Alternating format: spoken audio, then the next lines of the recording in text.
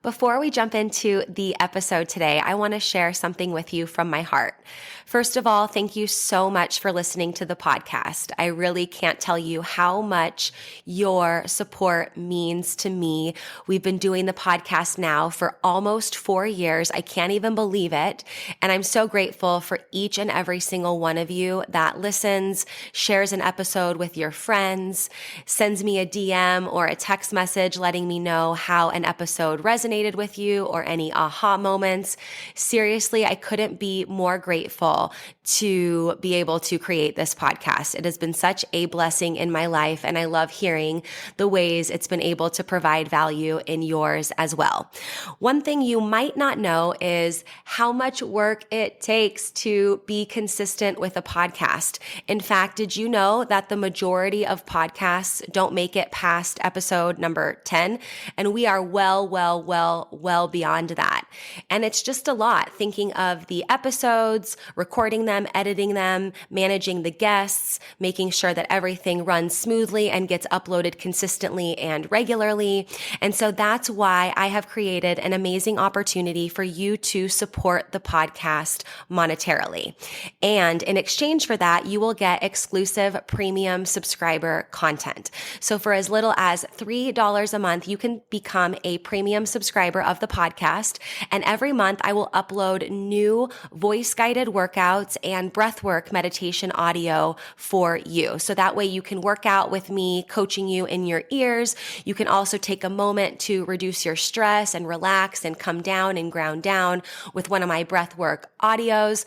So if that is on your heart to support the podcast for as little as $3 a month to become a premium podcast subscriber, I can't tell you how much that means to me and the growth of this podcast. I appreciate you. If you're interested, click the link in the description, become a premium podcast subscriber, new content every month, and while supplies last, I'll send you an exclusive podcast coffee mug so you can have your self-love and sweat coffee every morning. I appreciate you. Now let's get into the show.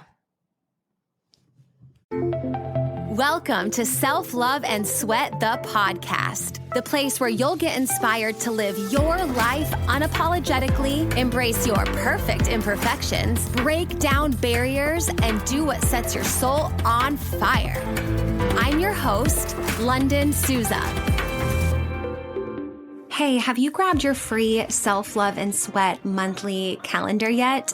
This calendar is so amazing. It comes right in your inbox every single month to help you have a little nugget of wisdom, a sweaty workout, a mindset activity, just a little something to help keep you focused and motivated and keep that momentum towards your goals. So every day when you get this calendar, you'll see a link that you can click that will lead to a podcast episode or a workout or something that will be very powerful and quick to read.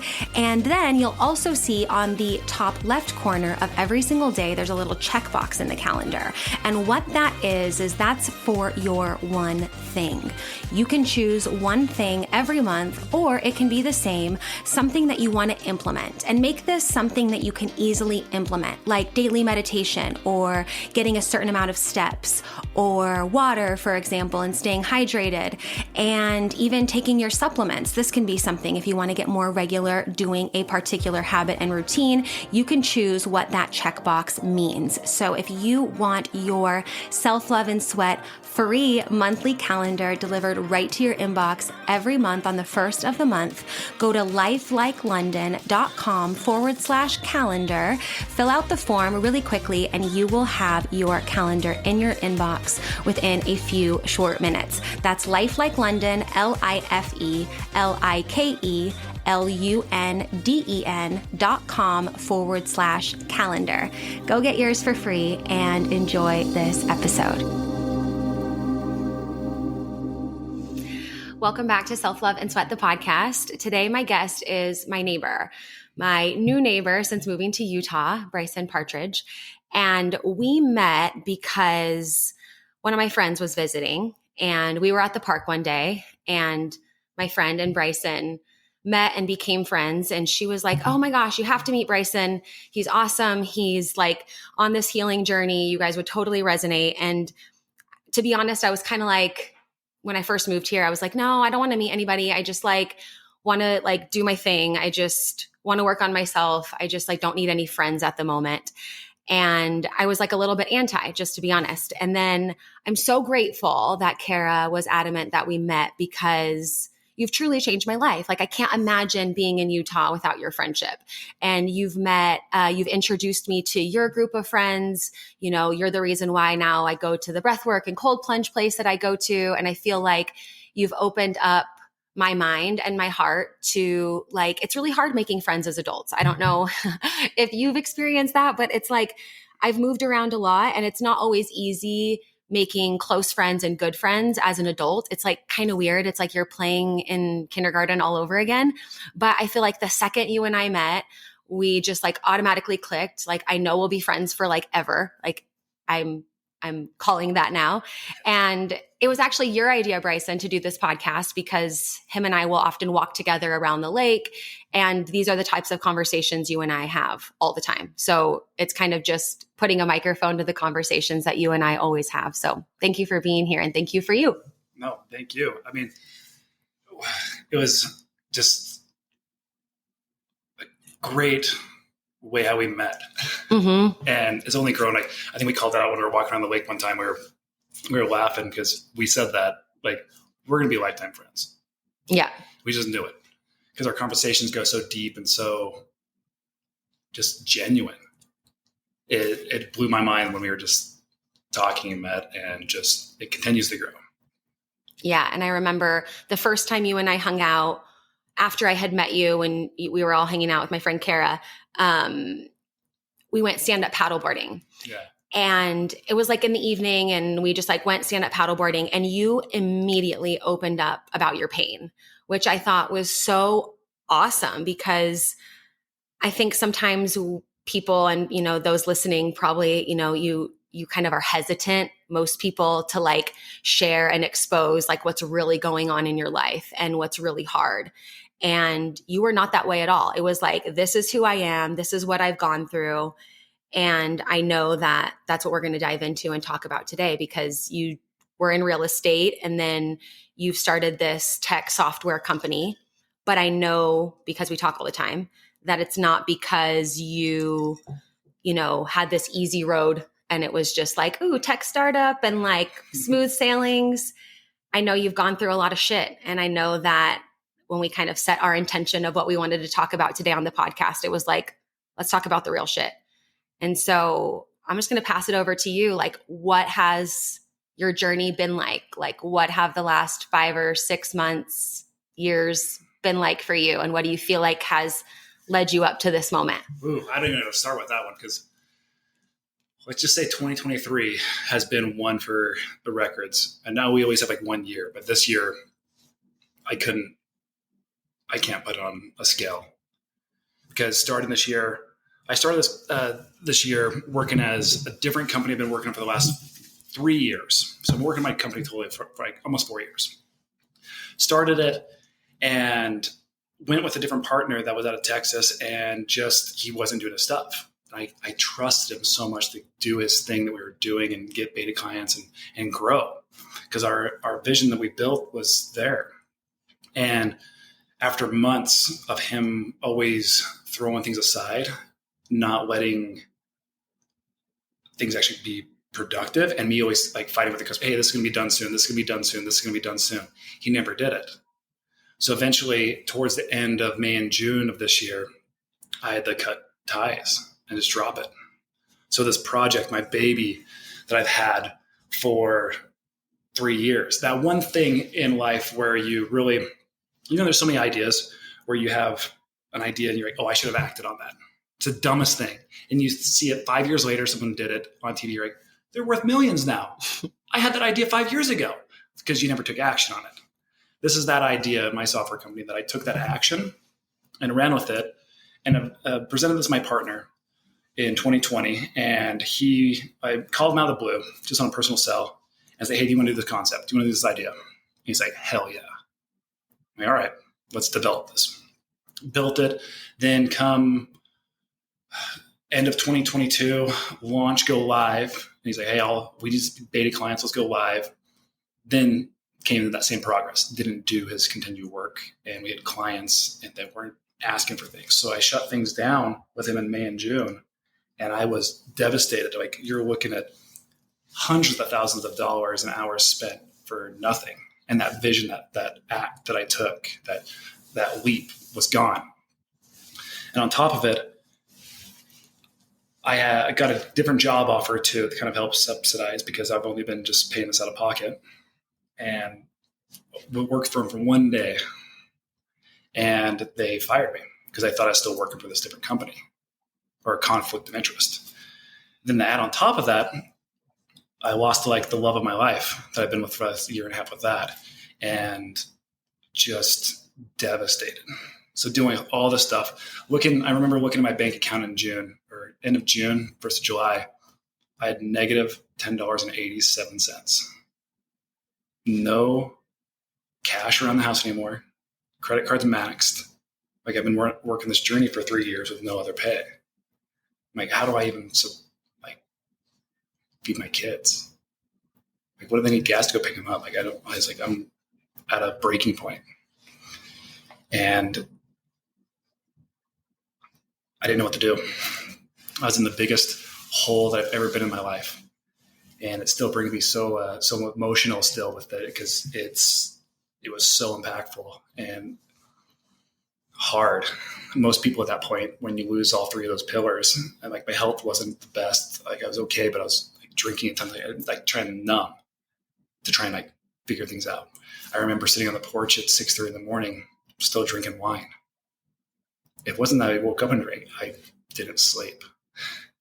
Like, how mind-blowing is that? I just could not sleep because all this stuff's going on.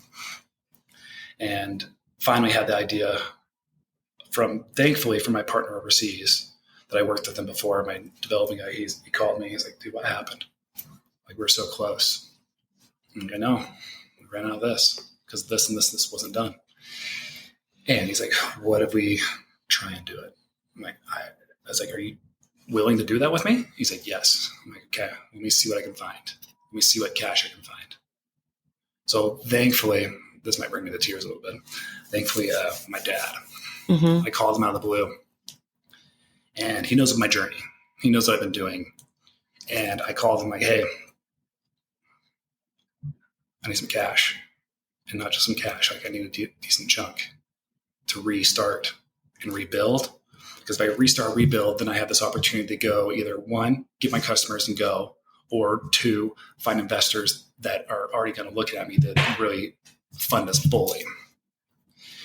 And I remember talking to him, and he's like, okay, let me see what I can do. He went and did something above and beyond, I should say, just cashed out one of his huge shares of stocks. He's a super, super conservative guy. Super, no risk whatsoever kind of person. Cashed out one of his 401ks and gave me a big chunk of money. It wasn't what I really needed or wanted, but enough. I'm like, okay, this will do. And I remember sitting first part of July or mid-July on my computer for 17, 18 hours straight, just working and building the new software. Because if I built it better and defined it better to my dev team, there's less dev conversations back and forth, so that it gets done quicker.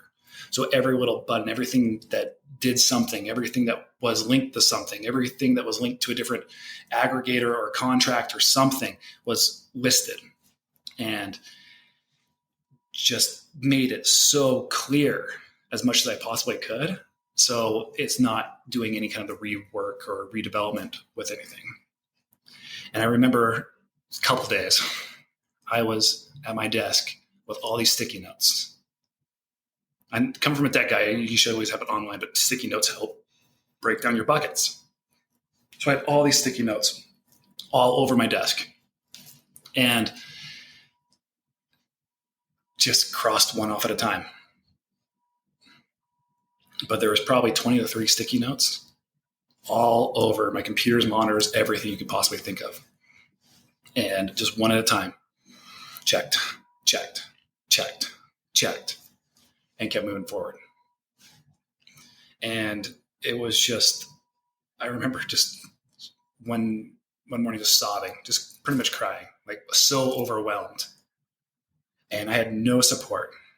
I had no one like that partner that I had in my life that was gone, like had no support whatsoever. I have amazing, amazing friends if you've met now, but it's still different when you don't have that light, that partner that was there that like back you. Like you don't have that. I didn't have it. And I just remember just crying, like overwhelmed. Just like rock bottom. Rock bottom. And all I had was my little sticky notes. And so one at a time, it was just like sticky note, do it, toss it. Sticky note, toss it. Sticky note, toss it. Sticky note, toss it. Just moving forward that way. And I really started a different kind of journey in the mornings too, of really getting up. I always got up early. I'm always a morning person. Yeah, you are. But I stepped that up a little bit more and really got up to like, okay, I'm going to get up and follow more of the miracle mornings style. Get up. I don't touch my phone in the morning as much, which is weird because I don't sleep often because my dev team's 12 hours different than me. So I'm always getting pinged at 1, 2, 3 in the morning. But when I wake up in the morning, when I'm getting up, I don't check my phone or go into things too deep. I don't check social, don't check my emails. I'll wake up and I instantly come downstairs, drink some water, and I go for a walk. I do an hour walk every morning now, just listening to books. I think I'm on my 26th book now in the last 5 months. Yeah, you read a ton. And I know that about you because we're neighbors. So we like walk the same loop. And there's like this like unspoken agreement. I don't think you and I have ever talked about this, but like your first walk is for you. And so there was one time when we were walking and I like passed by you, but I just like not knew better. It was early, whatever. But I was like, oh no, this is like not the time to be like, what's up, Brysen? How's it going? How's your day? It was just kind of like, what's up? And keep walking. And I love that you take that time for you and you're a bookworm. Like I love how many books you read and how much you fly through books and how much wisdom you gain from them. And this is new. So to anyone that wants to really know, like anyone can do this kind of stuff. This is new. Like I'm not a reader whatsoever. Well, I read now you are. First book, cover to cover. I don't think I've ever told anyone this. I read my first book, cover to cover, when I was almost 20 because I flew through high school. All these, I faked everything. I realized that it wasn't about the curriculum that you're learning. You don't have to learn that. It's about impressing the teacher. And the teacher is just a simple being that if you just impress what they want on their high spots, you pass. So I learned that at such a small age of like, it doesn't matter what you learn. Impress that person, that's your grade. It's like a huge problem with our system. But now reading and spend that time for myself in the mornings and then of meditation. I don't know why we do not teach this younger. Why? It blows my mind of why we do not teach meditation and self-love younger. I get our system's so screwed up and wants to keep them in the debt system. Like our government loves this kind of style. But why we do not teach this to our kids, I know, is mind-blowing. And I loved seeing your stories the other day on Instagram when you were on that vacation with your family. And then there was a picture of your kids like meditating and you were showing them and teaching them. I had a guest on my podcast before where we talked about that. She's an advocate for mental health and advocating for some of those tools in like elementary school, junior high and high school for like, why don't we have a meditation class? Why don't we have a breathwork class? Why don't we have a emotional intelligence class or like a way to navigate your emotions and understand your intuition a little bit more? Is that like a huge passion of yours now to teach your kids? It is. It comes from a different, I got to back up on that a little bit because if you would have talked to me 5.5 years ago when I started going through my divorce where my ex-wife just took my kids from me, the one thing that, as you know, like means the most to me is you know how to hurt me the most. So I go from a full-time dad to less than part-time dad. I see my kids for 2 hours on a Wednesday and I'm driving there. So just lost all this time. And I was sad to say, I was that same style of person. Like, what's this new age voodoo bullshit? Like, just what's come on, you're just some hippie. No, like, what is wrong with our culture? It is not that way whatsoever. And I finally feel like it's somewhat grasping, but it's not. It's still kind of like rolling a little bit more. But the reason, I don't know why we don't teach this and grow with it, because like I said, if you would have asked me before my marriage, or even like 5.5 years ago before, I would have been like, I'm not going to do this. And it wasn't until I met and went out of my comfort zone after being super, super down, I just had my kids ripped from me, being at home from being a dad, that I finally met a neighbor at a bar, and they're like, hey, are you part of this group? I'm like, no. And they finally threw this like different cooking group, a chili cook-off with these neighbors. By the way, Brysen's an excellent cook. Thanks. Plug.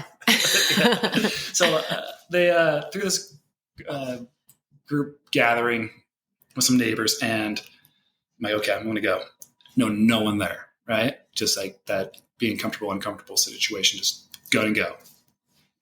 Go meet some amazing people, talk to them. And then I get a couple people reaching out to me after the fact. And they must have sensed me like some aspect, right? Hey, you okay? You all right? Yeah, I'm okay. Just doing this. And they finally, my first exposure into new age, or I should say old age meditation and stuff, is sound bath. Like, hey, we're going to do a sound bath on Sunday. You want to come? Did you know what that was? Hell no. No way. Like, I was that typical dude. Just, there's so many people that can probably relate to this. And I was like, no, what's this shit? Like, but being so vulnerable at that time and growing with that, like, okay, what's the worst to try it? So I went and tried it. And I'm like, holy shit, that was really impactful. I went into this weird kind of trance. I remember falling asleep because I kind of snoring, but I was actually visually seeing myself snore. Like, no one hears himself snore. I did. I'm like, where was I at? I still can't grasp that still. And that started me on, okay, there might be something else to this stuff. And then I went and did a Reiki and energy cleanse with another neighbor. She does this. And I didn't know what it was. Still new age, like, new kid, like, just whatever, voodoo, whatever. Didn't care. Go, and I'm laying there on the table, and I didn't know what Reiki was. And my buddy was saying, I'm going to do Reiki on you. Okay, whatever. I'm laying on this table. I honestly thought, actually, I've never experienced it. I've actually only said this maybe like 2 people. It's funny I'm saying this on a podcast now. Right? Letting it out. Yeah. So I was laying there on the table, and she was doing her energy cleanse and putting some crystals. And I felt this pressure on my feet, like someone grasping the bottom of my feet with their thumbs, the bottom, like hands over the top of your feet, thumbs on the bottom, just grasping, but as this super, super, super loving care. Like, okay, this is Reiki. Because I didn't know.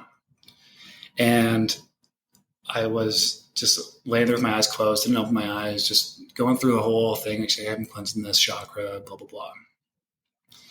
And she mentioned something. She's like, hey, your grandpa's here with you. Because she's kind of like a half medium too. I'm like, all right. And me, still new age, kind of like, whatever. Like, I believe there's energy and other stuff, but like, this is whatever. And I'm like, okay, cool. Just going through it. And I still feel this nice, calming pressure on the bottom of my feet. I'm like, oh, that's my neighbor. He's touching my feet. That's Reiki.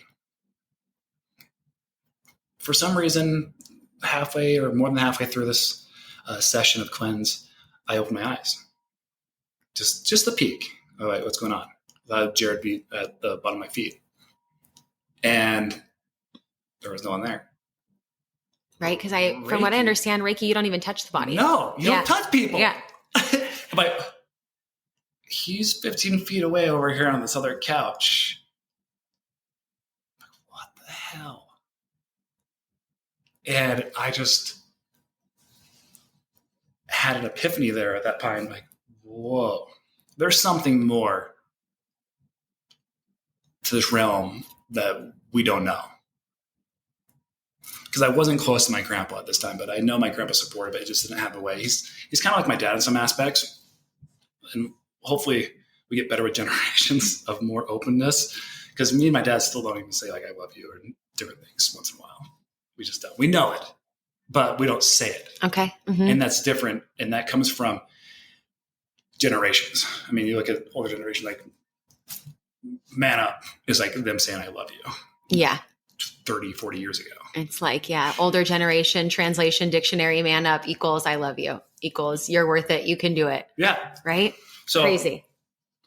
That was something that really started me down that energy path of like, okay, there's something else here. Yeah. To layer on top of everything I went through. And then layering, now coming back full speed to 2023 mid-year, like doing everything and restarting my company from scratch. Congrats on that, by the way. Thanks. Like it's been something else. Like I just had a demo earlier today and they're like, whoa, you have something. Like, yeah. Yeah. And I feel like I've known you for 100 years, but I've only known you for like a few months. So, but I feel like the last few months have been like, you've been busting your ass. You've gone through so much shit. And correct me if I'm wrong, but from my perception, you've always believed in what you're creating. You've never, even though your first business partner, it didn't work out. The second time the dev wasn't doing what he was supposed to, like there could have been all the reasons for you to like, I don't know, ask yourself, like, is this even a freaking good idea? Like, I don't feel like you've ever thought that. You've always, at least in your communication with me, been like, no, like so excited when you talk about the capabilities of this software, like so much in belief of what you can. And then over the last few months, as you've gotten your investors, got the ball rolling, you're going to speak at an event coming up soon, like all these things, it doesn't seem, even in the depths of your pain and soul that we've shared with one another, like it doesn't seem that you've ever thought that that wasn't what you were supposed to be doing. Am I wrong? No, you're right. But also talking deeper on that, I've had my self-doubts. Yeah. I mean, we all have that self-doubt. I mean, I have one in my journal right in front of you. Like there's a big page in here that says, fuck doubt. Fuck doubt. I love that you brought your journal with you. And this is good. That was a huge thing because also when you build something, I had this reality check a year ago when I finally launched my first version.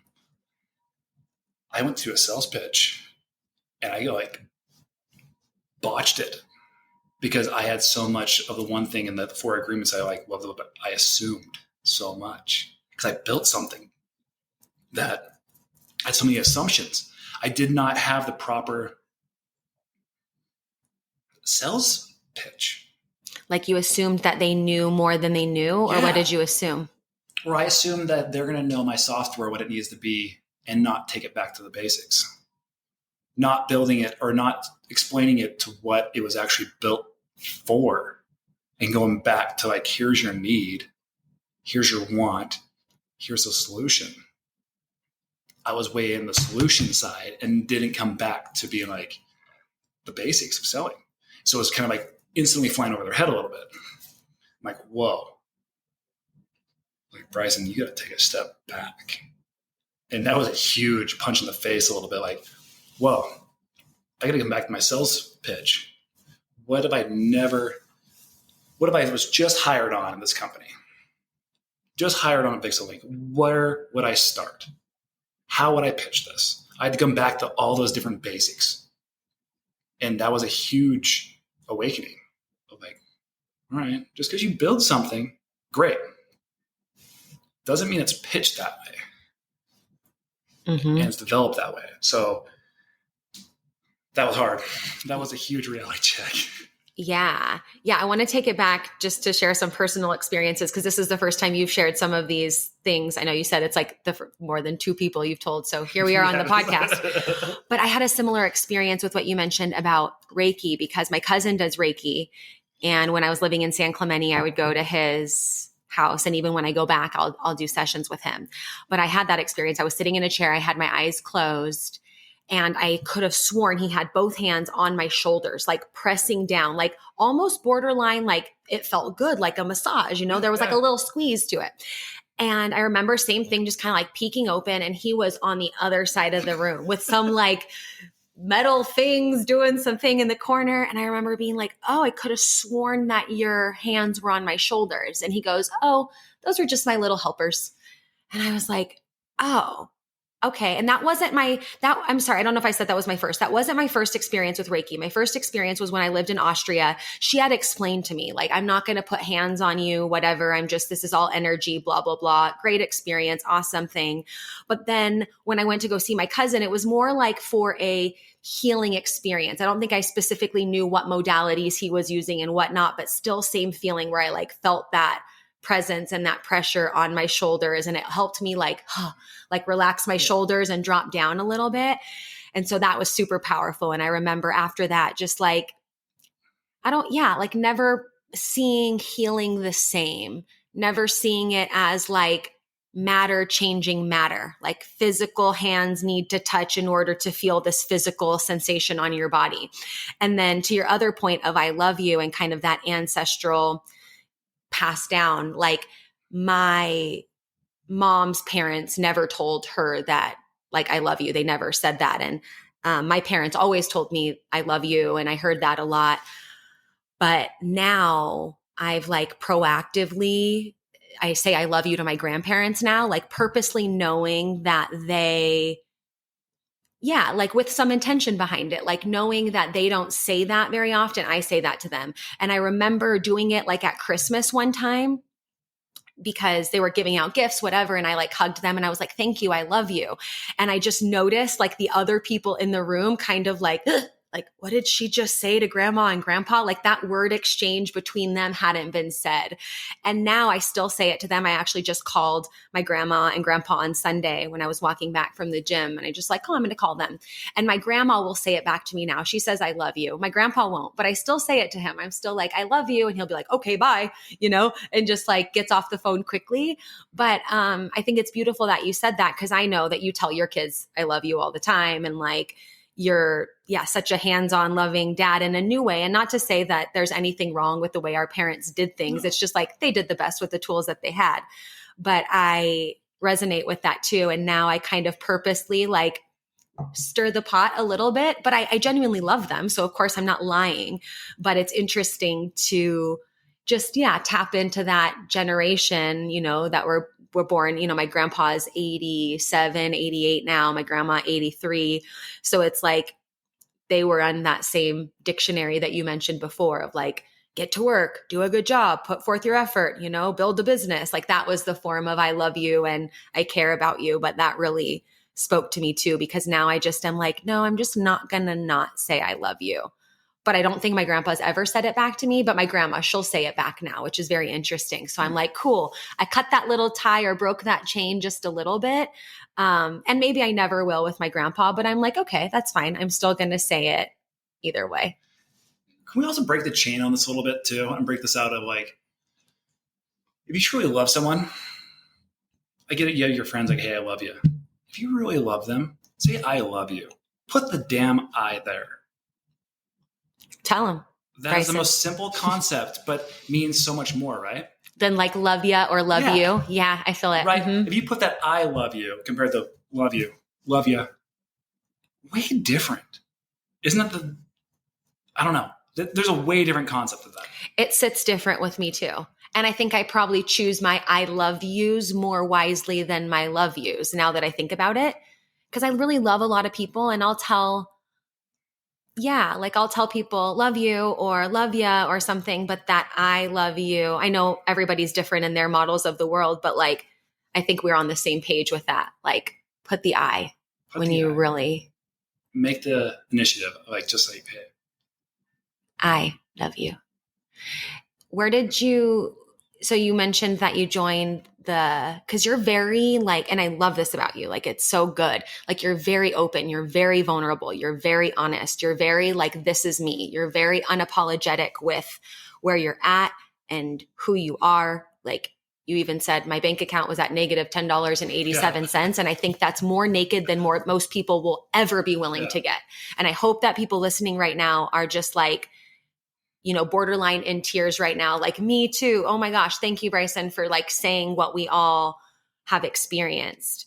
And you mentioned, that your upbringing wasn't as open and as vulnerable and things like that. And I know every time I have, and I shared this with you before, every time I have a male guest on the podcast that opens up and is vulnerable, I get so many messages, so many DMs, so many emails from a lot of men actually who are like, girl, you need to have more men on your podcasts. Like, we need more men opening up, being honest, open, vulnerable, all the things.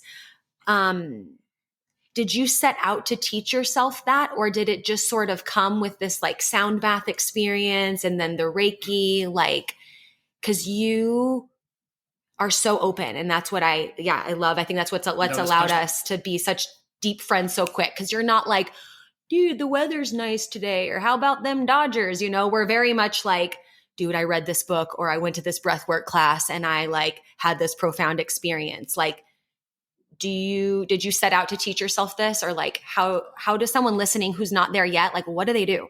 Open up. This punched me in the face. And I guess that comes back to us make sure you're open to receive, because this punched me in the face. Open to receive. Wasn't that way. I was closed off. I was very guarded, very walled, defense, you name it, for years. Walls up. I still feel like I do have some walls, but I'm trying to break those down even more and like let that open us out, because I just did this mindset retreat and going there. I'm like, okay, I'm going to go try this crazy thing with people and like just self-center and meditate with people. And went down there and I had this profound thing, because I know they're going to make me state my intentions, which I'm not a big public speaker. Don't really care to. Like, I know I'm on a stage. Oh, you mean like when you got there in the group, then you knew you were going to have to go around and be like, hi, my name's Brysen and here's why I'm here. Yeah. I went down there. I'm like, okay, here's my intention. And I forgot what my intention really was going down there. That I was going to okay, this is what I planned. This is what I'm going to say, because it's robotic. I can say this really quick and it's going to sound good. And I go down there and I could not say it. I couldn't say the robotic. So now I'm saying the intention to how many people now? My intentions were to make empathy and vulnerability my strengths. Preach. So that I always thought those as weaknesses. And I don't know about our culture. I always thought those as weaknesses. They are not. They're really not. There are so many different strengths with those. And you can always go above and beyond with those. And that kind of leads into something else too. Is I was walking around the lake reading one of my books a few months ago. And I'm sure a lot of people can relate to this. Is we set these milestones in life. I don't know if it's our culture. Like, hey, once you graduate elementary school, it's good. Once you graduate high school, great. Once you get your degree, great. Once you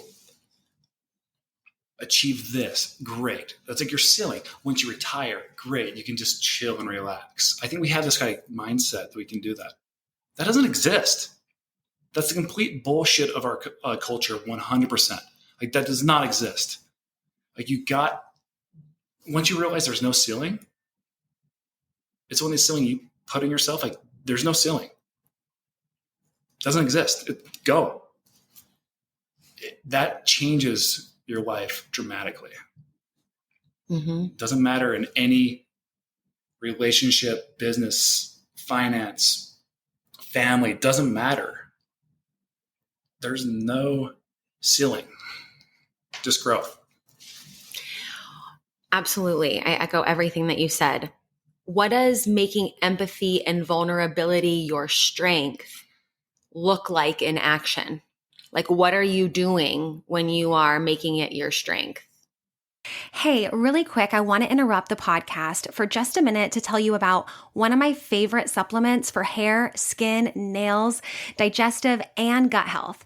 And that is Snap Supplements Super Greens with collagen. Now, if you're following me on social media, you've probably seen me post about this a bunch because honestly, this product tastes amazing and it's jam-packed with nutrients, like I said, to support healthy hair, skin, and nails. It helps support detoxification, a healthy immune system, and there's even probiotics in there for a healthy gut.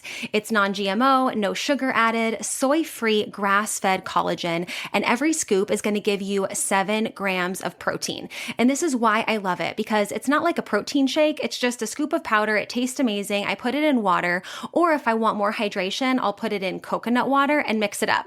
And it's like having a nice, refreshing beverage that's packed with a bunch of super greens and protein. So what I'm super excited about is that for listening to the podcast, you'll get this discount here, nowhere else, but for listening to the podcast. You can save 25% off on all your Snap supplement purchases, including the super greens with collagen. And you do that by using code Lunden25 at checkout. That's LUNDEN 25. LUNDEN 25 to get 25% off at checkout. You can shop on snapsupplements.com or you can shop on my website, lifelikeLondon.com/supplements. And you'll see there's already an additional 10% taken off. But you, because you're a podcast listener, you're going to get 25% off when you use the code Lunden25 at checkout. LUNDEN 25 at checkout to get your Snap supplements, super greens, and collagen, and all your Snap supplements for 25% off. Now, let's get back to the show. I'm still working on that because but vulnerability, I tell my kids every time I go to bed, and just like we were talking about earlier, just, I love you. Not love you. No, it's I love you. And I show that. Mm-hmm. Tuck them in. I mean, how nice is that? Come like, we are so privileged. And if you don't have your kids full time or half the time or whatever, I walk in the middle of the night all the time just to go kiss my kids on the forehead. Mm-hmm. Tuck them in. Yeah. And empathy, I struggle with empathy more because I'm very analytical. So that's a huge thing to me to try and work on, because I'm not saying I don't, but I struggle sometimes with listening and receiving better, instead of like hurrying, like trying to like Commander A, pitch it back to him like, hey, no, you're screwing up on this. Like, no, I need to take that in more and really process that and then spit that back out in a better way that's more receptive. And I think a lot of people struggle with empathy with that. That's not just me. There's a lot of people that don't know how to be empathetic in the right way. And that receiving. And I can see that in you in a good way too. Like maybe you're highlighting some of the aggressive, fix it, this is your problem tendencies. But I also think you're very like loving and let me help you and let me fix this and let me offer you my opinion or like grace or come over to my house for a meal or a lot of these things that I can see how that would be something that you're working on in terms of receiving and allowing people to help and heal. But one thing I do remember about you as we were talking about it one time, and I was like, yeah, maybe you were just sharing like some feelings of anxiety and stress that were going on in your life. And I was like, yeah, maybe breath work might be, a good idea. And I can, guide you through some breath work if you want to. And you're like, yeah, no, I don't want to do that. And now we're at breath work together. And now you're showing up and doing that. And at the end of our breath work class, we're just like, whoa, what was that experience like? Or you could tell there's so much introspection happening. And in breath work, I mean, David is our instructor at Recoup Wellness. He's so awesome.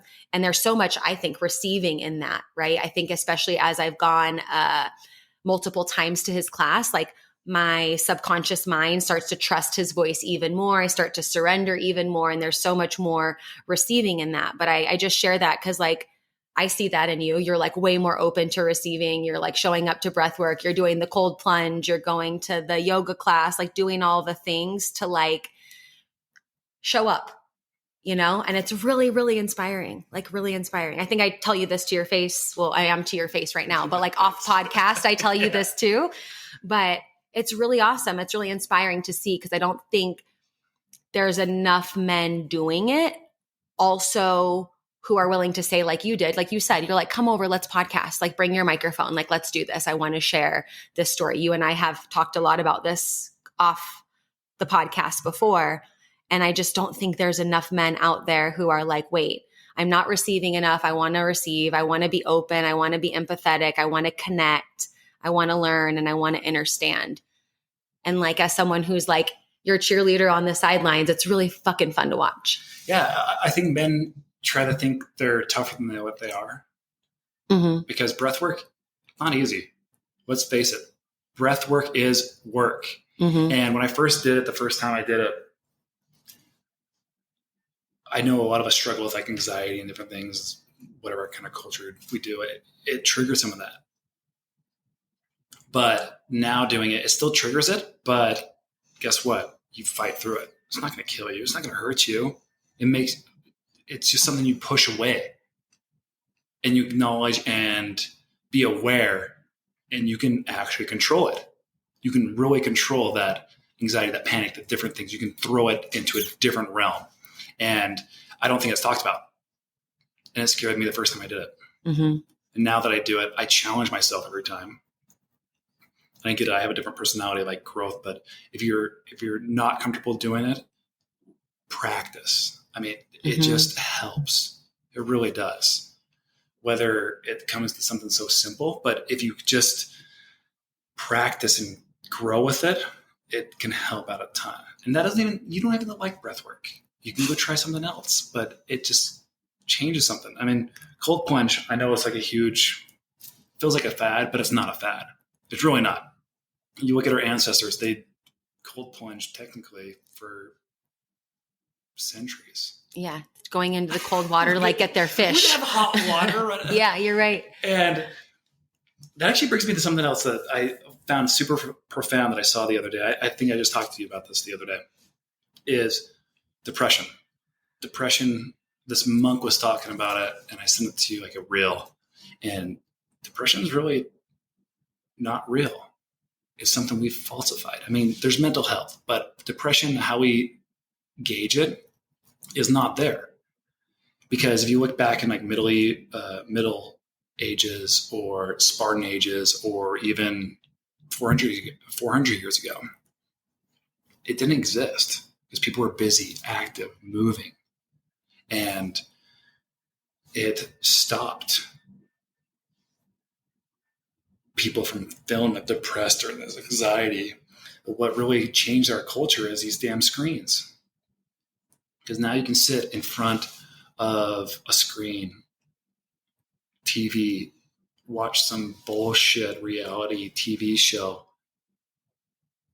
order DoorDash, order like mind suck. And then your mind and your body falls into this different state of being, and it's not healthy. That's our culture.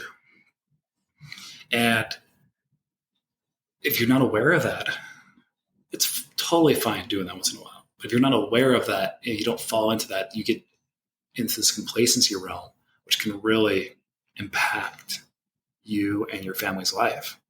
Yeah, it can really be easy to get sucked in, like comparing or thinking that what someone shares here or there. And I like what you mentioned before, where you're like, in the morning, I don't like tap into social media, email, all those things.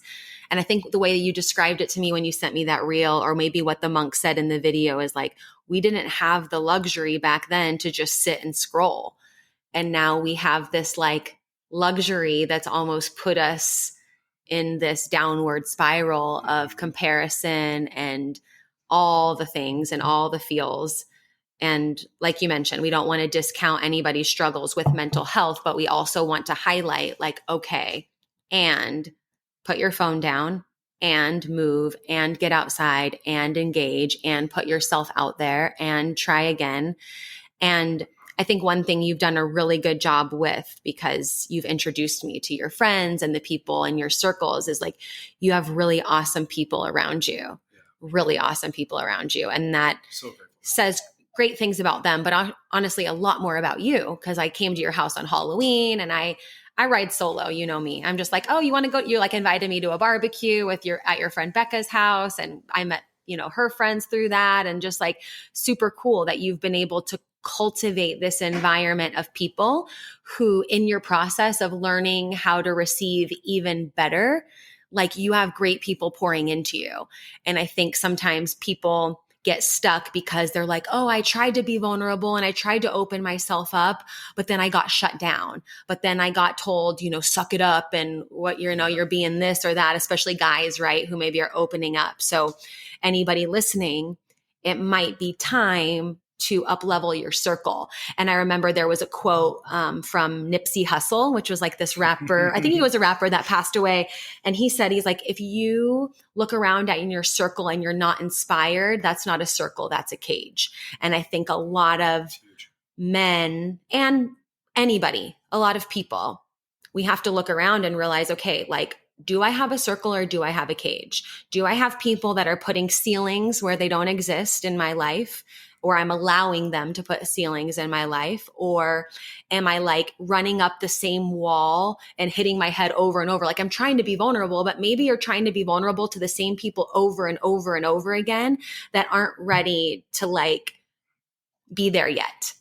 And so if anybody listening feels that way, I often tell my clients this, like, go put your ass where your heart wants to be. That's a title of a really good book that I read by Stephen Pressfield. It's like, okay, and if your circle you realize is more of a cage, you have to go out and find those people. Yeah. Where are they? Are they at breathwork class? Are they at meditation class? Are they, in this men's group or whatever that you joined? And I know a few weeks ago you went to this healing group, this meditation place, and you didn't know anyone. And we were in the car one day and you were like, oh my gosh, I don't know anyone. I'm going to go there. I don't even know what I'm doing. Like what, I don't know what it is, where it is, how it is. I'm just going to go. I just know I need to be there. So sometimes it's less blaming and complaining about people that won't allow you to be vulnerable, and more like, as I would say, like, put your big girl panties on and like go out and like find those people. Like, where are they hanging out? Put yourself in those uncomfortable positions. Because when you do that, it's kind of like, and you have kids, I don't know if they're scared of the dark or they've ever been, but it's kind of like turning the light on and lifting up the bottom of the bed or opening up the closet and being like, see, there's no monster in there. It was just like a little fuzz, and the way the light was catching it, it made it this like big, profound thing. But really, it's like, it's nothing. It's just your own ceiling that you've put on yourself. And I just want people listening to like go out there, do the thing, join the group, go to the men's group, the women's group, the circle, the healing center, the church, the yoga place, like whatever you feel like where your people are. Because once you have the awareness of the cage, whose fault is it now that you're still there? Correct. Awareness is the biggest key with that. You acknowledge that huge. Awareness is huge. And I live by a quote that I did about 6-7 years ago. And it's always hard, but be comfortable, uncomfortable. Mm-hmm. Just do it. It changes your life no matter what. Okay, I don't want to go to this group tonight. I don't want to do this breathwork class tonight. I don't want to do this super retreat, or maybe I don't even want to do like a journal or something simple at night. Do it. Do it. Move that needle a little bit. One thing I want to, because I know you're going to go pick up your kids here soon, and I want to honor your time, and I want to kind of land the plane with them. I love how you parent. I love that you keep, it real with your kids. I love that there's candy everywhere available to them. And when I've babysat them before, they're like, can I have a treat? I'm like, sure, have what you want. And then your daughter will come up and be like, okay, well, I'm going to have a Rice Krispie and I'm only going to have half, because they just like know that things are available and not off limits, and you're very open and things like that. But growing up as someone who maybe didn't have the vulnerable, open, I love yous and a lot of those things, how do you want to pass on this the vulnerability and empathy to your kids? How do we teach the younger generation that? What seeds are you planting in them now so that they don't have to wait. Like I think about my niece, she's 5. Like I don't want her to have to wait till she's 30 to know what breath work and emotional intelligence are. And she won't, because when I go home, we do breath work and different fun things together. Like, how do you do that? Inspire parents listening. I'm not a parent, so I can't, preach. That's tough. That's really tough, because I come from a different place so we'll take a bigger step back. This is another thing I probably only told a handful of people. Welcome to the mic. Yeah. So waking up, or growing up, my parents were always like cheap.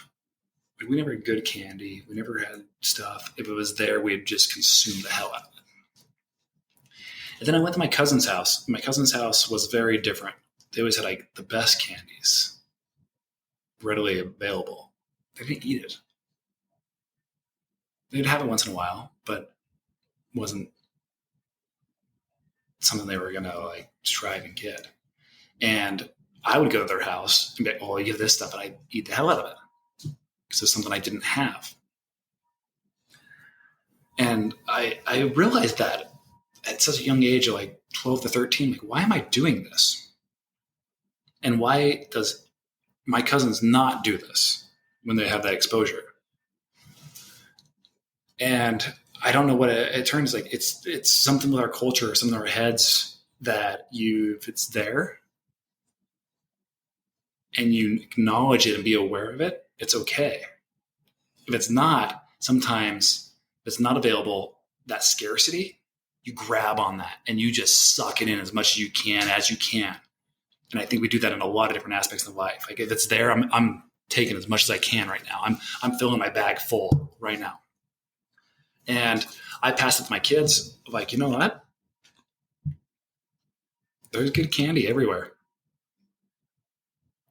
And they have this permission for themselves and from me. Hey, should I have this much? No. Or, Daddy, can I have this? Yeah. And given that full exposure, showing it out there helps. I think it helps out in a huge culture to other aspects of life of like, here, you have so much of something. It can be a bad thing. I think one of the book was Ed McManus we were talking about? Yeah, Erwin McManus. McManus, sorry. Or no, you're right. Edwin McManus. Maybe it is Ed. I think Either way. His sister, brother. I can't remember. He refers to it in his book. But anyways. We'll figure it out and put it in the show notes.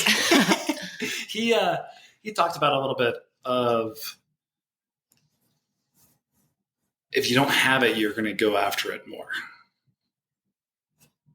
And I'm like, okay, if I put it out there, it's not going to be a bigger deal. Like not so off limits. No. And it also teaches them self-control. Because now they come to me and you, and for anyone else here, like, hey, can I have another candy? I'm going to have 6 pieces. I'm like, all right, cool. We're not filling ourselves full of this crap, but it's still around. And I don't want to try and hide that, because you're not going to get away from everything we have in our culture. If you try and do that and hide so much of, I got to stay away from gluten, GMOs, to who knows. Yeah. Or this TV show or this music or this, I had great parents, but they were very strict with like certain things like that. And then the first thing I would do, I would go to my cousin's house and put in I wasn't allowed to listen to Coolio. And my mom and dad, I think they listened to my podcast. So side note, I would go to my aunt's house and the first thing I would do would put in the Coolio CD and be like, Gangster's Paradise. That would be the song I would listen to, because it was so off limits. And so I love that about you. That's why I asked the question, because I'm like, nothing's really off limits. The topics that you share with your kids are not really off limits. You just are very open so that it's always available. And then they can pick and choose what kind of resonates with them as they grow up, instead of feeling like, oh, this I can't have, this is bad, this is good. It's kind of like, this all is.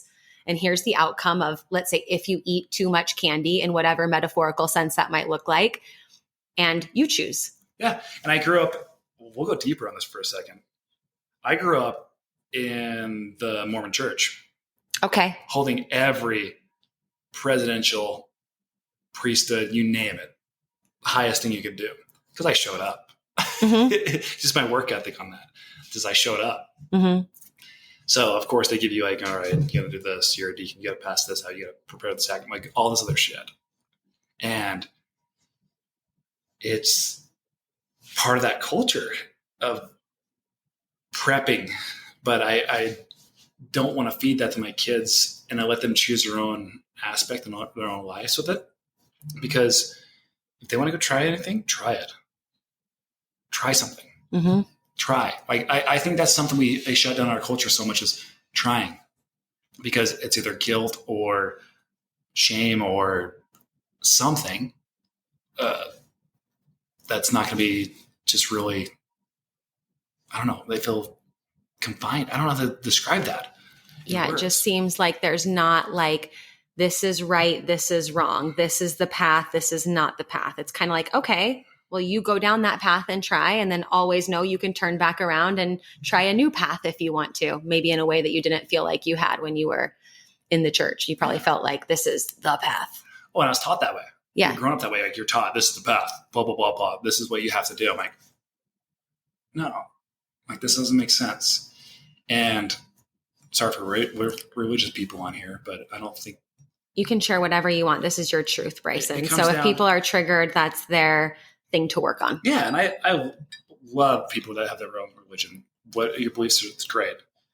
But my biggest thing is, I think technology and science will ultimately destroy most religions in the future, because it's going to come back to the basics again, what we were talking about at the very start of this podcast, of talking about inner energy and growth. I mean, that's what it comes down to. It doesn't come down to some corporations that are making this tithing, that are investing in these multi-stock marijuana companies. They don't even believe in it. Like, no, we've strayed off the path so far. I think Dr. Joe even talks about this. Like, we've strayed off the path so far with politics to religion to so many aspects. And that comes down to even like our own personal level of where we are with like finances, to health, to religion ourselves, of what we really believe in. I think we stray off that path a lot. And we got to really, there's no way to fix it. It's more awareness, right? And just, I think, having the conversation, which is my point of like, whatever you feel like you want to share and be open to sharing, it is. Because I think the lack of being open to have a conversation and just hearing what somebody might be processing, I think can be a huge problem. It's just kind of like, we only want to hear what is confirming of our own beliefs. We only want to listen to it if it is in alignment with what we think and believe. And I have no problem sitting and talking and listening and hearing and seeing people who say things and believe things that I'm like, okay, yeah, try it on, doesn't fit. Okay, you can wear it. But our culture is still gauged. So we'll go down a different aspect of that a little bit. Is our culture, I blame this on our media. They've gauged us to be more like black and white, right? Yeah. Like, if you're left, you can't be right. Or I hate you. Like, I can't. No, that's not the way. There's a middle ground. Like, I respect your opinion. That's not what I feel. We can be friends. But that's how our culture and society and media is really dividing us more and more, of being like, no, you can't be friends with this person that believes in this. No way. Yeah. Come on over. Like, cook you a good meal. Like, I don't care. Come over and eat. Believe what you want.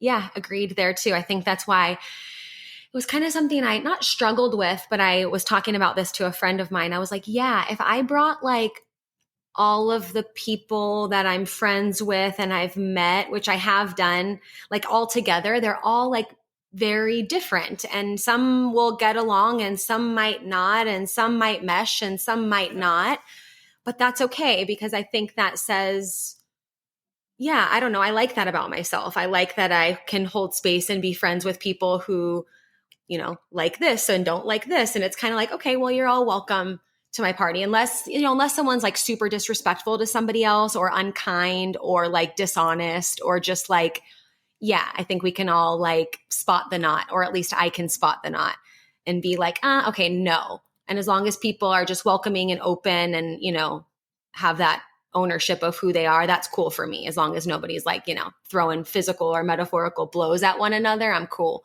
But I like that about me. I like that about you too, where it's kind of like everybody is pretty much welcome. Like you can kind of believe and be exactly who you are, come as you are welcome. Yeah. And those aren't your genuine people. So you keep them like on the outer rims. Mm-hmm. Like, no, these aren't my people. These aren't in my circle. Yeah. Keep them on the fringe. Yeah. We don't always have to tell them, I hate you. I don't think that's the, or you you did this wrong, or push them away. Like, hey, you can't come to the party because you believe in something like this. No. Yeah. It's just more, your circle. You want to trust your circle, and you know who that is. Yeah. And own that is. Own that your circle, own your circle. Yeah. Meet them where they are. And that circle can change. It does, and it will. Yeah. Sometimes you can have someone inner circle that may just, for anything, just go outside the circle. And that could be a lot of reasons, but it doesn't mean you have any animosity towards them. It's like, okay, this is where we have a different path. Yeah. Choose your path. We all have that ability now.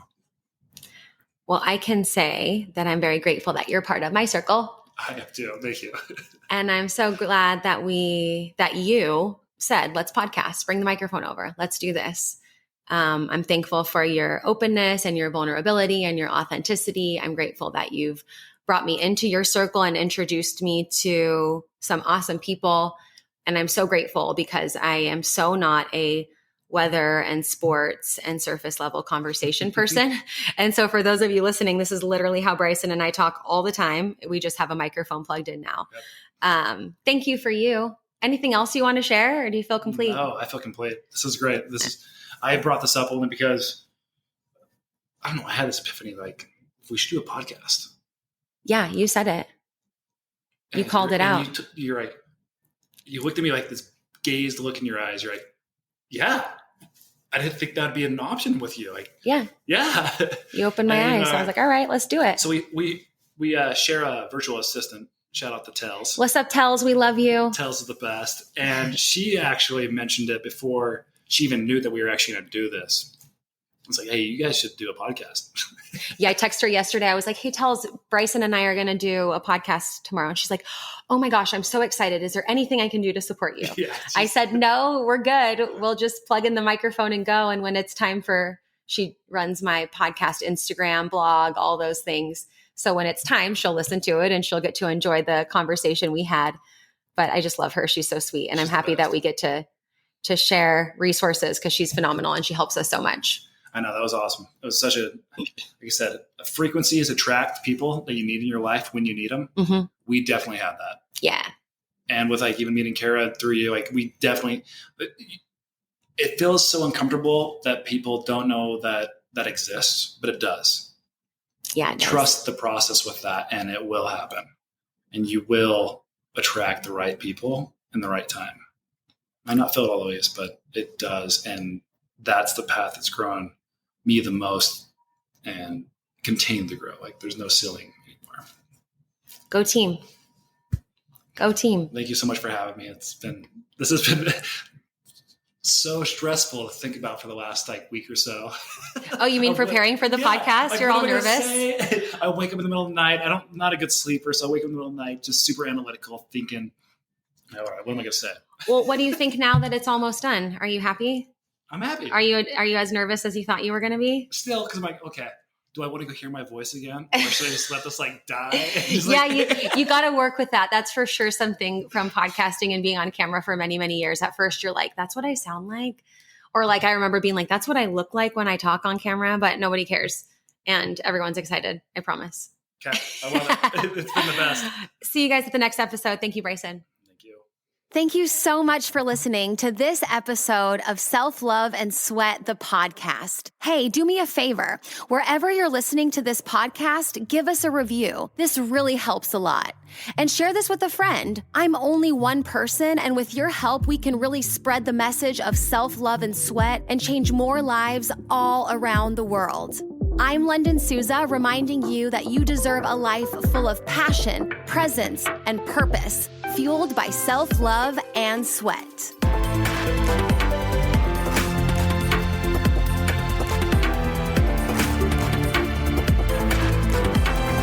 This podcast is a Hit Spot Austria production.